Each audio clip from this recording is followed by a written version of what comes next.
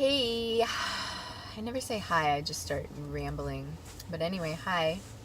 And I am I'm about to have my EMDR therapy right now. And then later on, I will be getting my third radiation treatment. And I've said it on my Instagram and I've said it on this video. Well, actually, I haven't made a video since radiation started, but I hate radiation. It's just been the thing I've been the most afraid of, and I have had 2 treatments, and I have a scratch, tickle, soreness in my throat. I can't speak to the radiation oncologist until next Friday, which is like, what is today? I don't know. It's over a week away. And I did speak to one on Monday, but I spoke to him on the very first day of my treatment. And now, of course, I'm having a couple side effects, and, well, really just the side effect of having a sore throat, which I've been worried about my throat. So the thing I need to find out is where the beam is going in the esophagus area and up here, because my doctor told me that the beam, I get 3 treatments. It's like this way, that way, and something else over here. 3 beams are getting me full of radiation, and I was told that the beam would be missing the esophagus and missing the throat. Well, not missing the esophagus, but missing the throat, but I don't know the difference. So I'd like to know how much radiation my throat is getting. I started taking some Manuka honey. I'm having throat lozenges. I'm putting on a ton of aloe, just applying aloe all over. I also have a calendula cream that a lot of people, this one's the cream. I have the ointment, the cream, and the something else. I can't remember what the other one is. But basically it's homeopathic first aid care for cuts, scrapes, burns, etc. And people love this stuff. I know there are other things people like Aquaphor and all that, but I'd prefer to use the homeopathic version. So yeah, I'm just worried about my throat. All I can really do is monitor it and deal with things as it comes up. But I did just get some Manuka honey because that's supposed to be really, really good for throat issues. My boyfriend took it when he had his tonsils out, and it speeds up healing by a lot. What was the other thing I was going to say? Yeah. Oh, I also feel the radiation. They're like, oh, you won't feel a thing. Well, guess what? I feel a thing. They put the bolus on. The bolus is, I have no clue what it's made out of, but it's kind of like this malleable plastic, is what it seems like. They heat it, and then they lay it on the chest area, and then it conforms. So it's kind of like getting a cast, like some women get casts for their pregnant bellies. It's a little bit like that, made out of something different. And its point is to make the radiation go to the skin surface, which is a good thing. And so they put the bolus on, and they take the film. So they take a few pictures, and they're telling me, okay, breathe in, hold it, breathe. And I have to hear that about 20 or 25 times. For some reason, radiation, maybe because it's heating, but it pisses me off, it infuriates me, it angers me. The whole process of it, like being on the table, being in this position, having my head like this, having them talk to me, breathing in, holding it, the whole thing, it like just angers me and makes me upset. It really does. I hadn't had that experience at all with chemo, and surgery, I guess, happened so quickly. I felt vulnerable after surgery, but nothing like this anger thing is definitely something new. And given that radiation is heating and anger is a very heated and heating kind of emotion, I'm not really that surprised that I'm having this reaction. But I feel the radiation. So they say you won't feel it when the treatment's coming, even when they don't tell me what it feels like. I felt something in my wrist, so my arm is up like this, my head is like that, and I'm in this awkward kind of position. And what I feel is I could feel something going to my wrist. I feel like my whole body goes like it kind of constricts in on itself, it pulls in. And from what I've understood, that's what it does to the breast. That's why when there are implants in there and a person's getting reconstruction, phased reconstruction like I am, it it shrinks the breast. So they want to like fill the breast up with more saline because the radiation is going to shrink the breast. So I feel that shrinking sensation, and it's really scary, to be honest. And so I did ask the radiation technologist yesterday, what is the dose of radiation I'm getting? And she said, I'll let the doctor tell you. So I'm going to ask her again and see if she'll tell me. Because I learned that the radiation oncologist sets the dose, the technologist administers the radiation, and then there's somebody else, and I can't remember, it's kind of a weird name. They set the plan for how to best deliver the radiation. So it's a multi-person event that happens, and the radiation oncologist is nowhere in the room or anything like that. He did his job, which was saying like, here's the dose and here are the parameters, and then he will meet with me weekly for the 5 weeks. So it's really unfortunate that my primary radiation oncologist, who I've been speaking to for more than a year, is on vacation for 2 weeks. I mean, people need to take vacation, obviously, but he's not available for me to speak to. But I'm going to call anyway and see if he'll talk to me, because the other oncologist said that he didn't really go on the vacation he had planned. So I don't know, maybe he's at home, but he's, waiting for my call. He's the guy that has called me immediately when I've been out of appointments. For whatever reason, I feel very lucky that he's tracking my case really closely, more closely than any other doctor I've interacted with. So I'm crossing my fingers that I can call and maybe he'll give me a call back even though he's on vacation, because I do want to know what is the dose of radiation I'm getting. And I want to know if they can do anything else up here in this area to minimize the effect on my throat. I can just tell I've gotten 2 and I need to get 25. I mean, I'm like, what is that, a 12th of the way there or something? I've got a ways to go, I've hardly gotten any of it.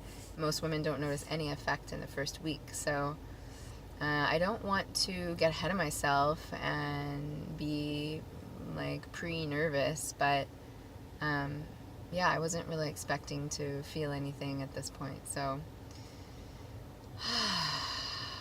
anyway, at least I have my EMDR therapist, who's just really great to share all these things with and kind of like let it all out and say what there is to say. We haven't actually done a lot of EMDR. We only did one thing that's actual EMDR, but I've gotten such benefit out of just having somebody that I can spill all this out to, talk about this whole process with, because others in my life can only handle so much, and they're not really trained to be able to and they're not getting paid to be able to be with something of this nature that's so multivariate and multifaceted on its own, but then give, there are all the other variables and situations of life, I mean, there are all the relationships and things happening at home and things happening with money and work and everything, right? I mean, there's just a whole lot more that's on top of cancer. So I mean, that's like everybody else. We have to still deal with all the facets of life. So I'm very grateful for her, and I'm gonna go in there now. So thank you. Thanks for listening. I never say it, but if you're listening to this still and you want to subscribe, please do. Please subscribe. Please share this with anybody you think it might be helpful for. I love sharing my story, and I also love hearing other people's stories. So thank you deeply. Well, I met with my beloved therapist. She's so great. And I went in and just said, I'm angry. I hate this. This is terrible. And while it is, she helped me see that just doing a small visualization and really trying to invite and not resist, and invite a space of peace and healing in, and recognizing that I'm doing the best that I can and I'm doing everything that I can. And as the radiation is going into me, just inviting in a sense of healing, a sense of welcoming, and really feeling like, okay, this is making me better, this is healing me, this is what I need to be doing, and finding a sense of rightness with it. I mean, intuitively I knew that would be more useful than feeling angry, but I'm not one to bat the anger away or bat the feelings away and pretend they don't exist and just try to cover them up. I'm just not a fan of that. So I can move through it, and I'm just going to try it out, and I'm going to see what it's like to be laying there on that bed that they had me on and just really trying to go within and not be getting consumed by the radiation, not let the radiation consume my mind, my emotions. It can consume the cancer and whatever damage it's doing. I'll work to reverse the damage, but I really, to me, it's like such a failure. It's such a defeat to let anything consume my mind and my emotions. I can't really do anything about the consumption of my body, but I have control over my mind and emotion. So that's what I'm going to do when I go into radiation, is do my best to close my eyes as I usually do and take a deep breath as they tell me to do, and imagine being held in light and being held in protection and being held in comfort and peace. I'm going to see how it goes, because it beats dragging my feet through this whole thing for the next 5 weeks. So it really helped. It helped. That's why I love talking to her. I guess I could have gotten there on my own, or maybe someone else could have said, hey, how about reframing the situation? Why don't you turn it into a positive? But I knew I'd get there at some point. I just didn't want to force myself to feel something other than I actually was feeling. So I have everything I can have, and I'm giving it everything I've got. She told me actually that she was just at a funeral for somebody who had breast cancer, was just about to hit their 5-year mark of being cancer-free, because that's really like the benchmark for a person, and being able to say, like, I no longer have cancer. And it was just before the 5-year mark. She didn't have any symptoms, and except for feeling a respiratory kind of issue that they were treating. And within 3 or 4 months, she died from metastatic breast cancer. So it was in her brain, and she had no symptoms, and it was in her lungs, and I think in her bones. So, why did she tell me that story? She was like, I'm not telling you this story because I want you to feel bad or be discouraged. I'm telling it to you because I know I can't remember. Isn't that terrible? Well, whatever. Anyway, that's where she was. So I don't know that it put any fear in me. It just made me realize how asymptomatic we can be, and how all I can do is what I can do, and that's the best I can do. I mean, as cliche and as sort of like simple as that sounds, I mean, that's what there is. One foot in front of the other is what I always say. And I truly feel that way, so I'll just keep doing what I can. I mean, I've gone and had consults with Stanford for all this time, and people would love to have consults with Stanford, so I pretty much have some of the best care I could possibly be getting, although I'm getting the radiation where I live in Grass Valley, but it's been under the guidance of the radiation oncologist at Stanford. So yeah, I mean, I just have to remember that every day is precious, and this is all for the good. The sore throat, the heating, the discomfort,